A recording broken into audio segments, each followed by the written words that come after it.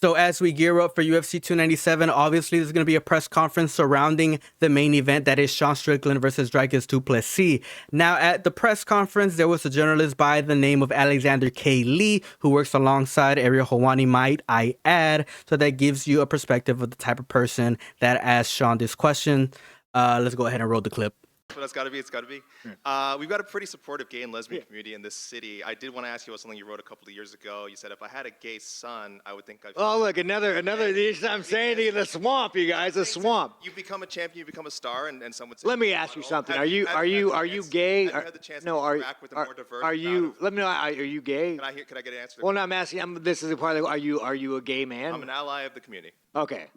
The question that he asked with this condescending tone is at Ariel Helwani level, ladies and gentlemen. This guy probably watched a whole freaking film study about how to ask dumb questions to professional fighters.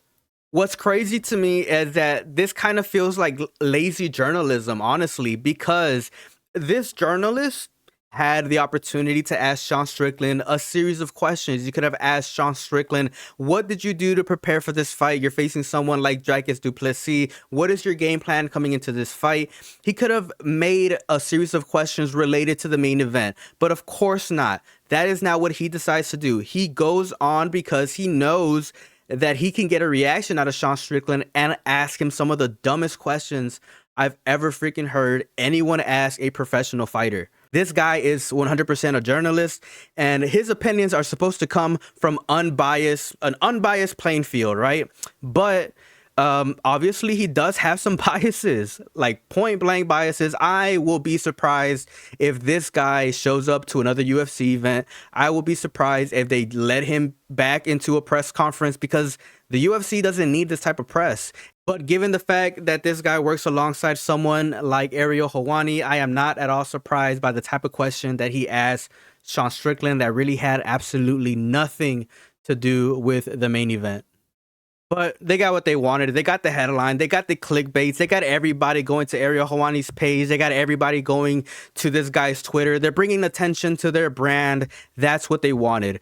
Sean Strickland reacted to the questions exactly the way that I thought he would. I was watching this live and I couldn't believe, the freaking conversation that was going back and forth between Sean Strickland and that journalist. I do agree with a lot of what Sean Strickland had to say, especially when it came to the part about what's being taught in schools and what's being taught to children, because I am witnessing some of this thing firsthand, ladies and gentlemen. And let's just say there is a lot of scary stuff going on in this world.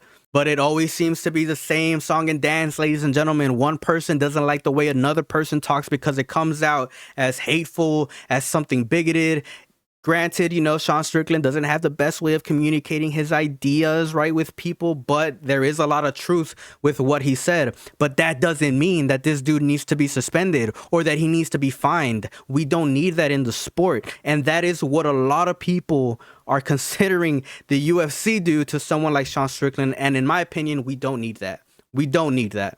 But I'm very curious to read what you guys have to say about this entire situation down in the comment section below. Do you guys agree with Alexander K. Lee? Do you guys agree with Sean Strickland? Do you guys disagree or agree with anything that I have to say in this video? Let me know down in the comment section below. And as always, I will see you guys in the next video. Thank you guys for listening. Peace out. I love you.